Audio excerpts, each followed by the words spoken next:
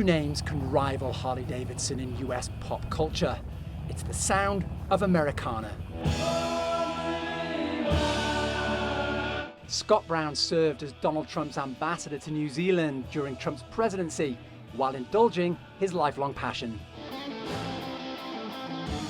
Rocking out for delegates at the Republican Party convention in Milwaukee, Harley-Davidson's birthplace.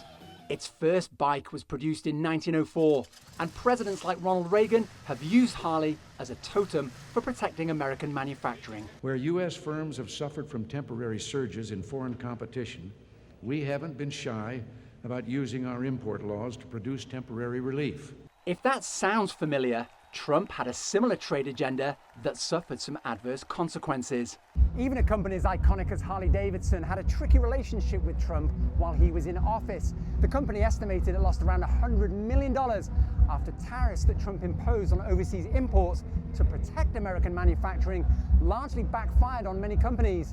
And Trump even called for a boycott of Harley-Davidson after it moved some production overseas, though he later said he'd stand up for the company in trade deals. Even though core inflation has cooled for the first time in years, Republicans claim it will continue to erode living standards for blue-collar workers in sectors like manufacturing if Biden is re-elected. But what people who are here in Milwaukee, the cab driver I spoke with, concerned about gas prices because he's an Uber driver, concerned about food prices because he has a family of 6.